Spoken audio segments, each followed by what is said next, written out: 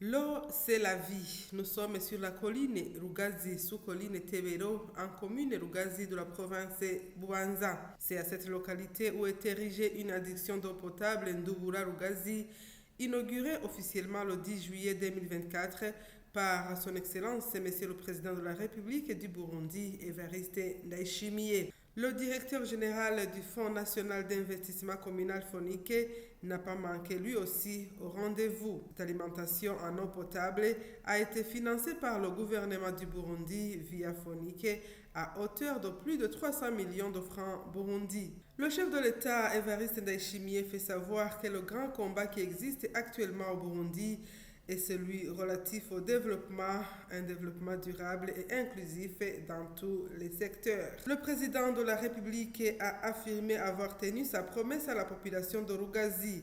Pour lui, il serait mieux que toutes les collines du pays puissent s'approvisionner en eau potable.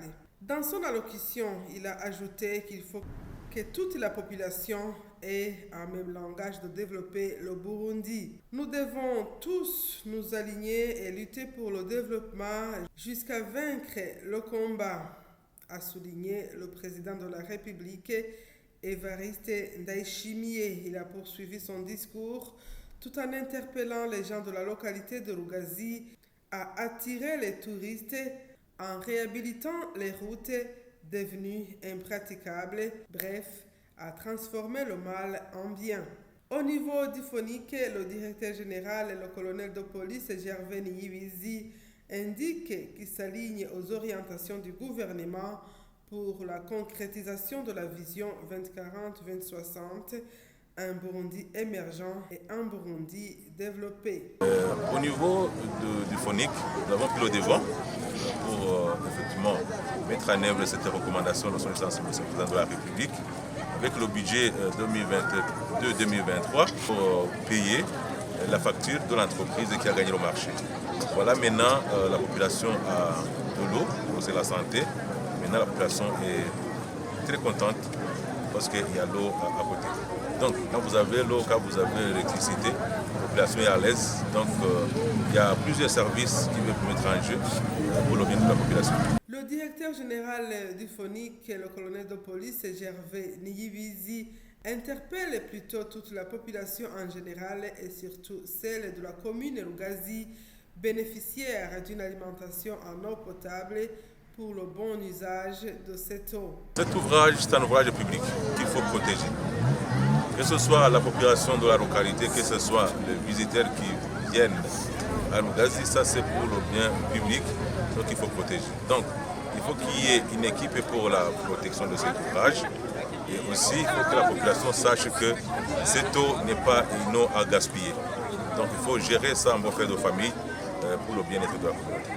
Côté administration, le conseiller chargé des services techniques et communaux apprécie le soutien du gouvernement en général et surtout les efforts fournis lors de l'inauguration officielle de l'adduction d'eau potable Ndubura Rugazi. Gédéon Douimana apprécie également la bonne collaboration entre l'administration et le Fonds national d'investissement communal Fonike pour la mise en exécution des projets d'intérêt communautaire priorisés par la commune en collaboration avec la population bénéficiaire. Cette adduction en eau potable Ndubura Rugazi a été construite dans un délai ne dépassant pas 63 jours au lieu de 4 mois, une action louable selon lui. Lors des cérémonies d'inauguration de cette adduction d'eau potable, la population de cette localité a également manifesté une joie immense pour avoir bénéficié de l'eau potable. Elle exprime donc un offre de soulagement car, dit-elle, auparavant, elle était obligée de parcourir de longues distances pour en avoir et faisait recours à l'eau des ruisseaux ou l'eau des rivières, ce qui leur causait les maladies des mains sales.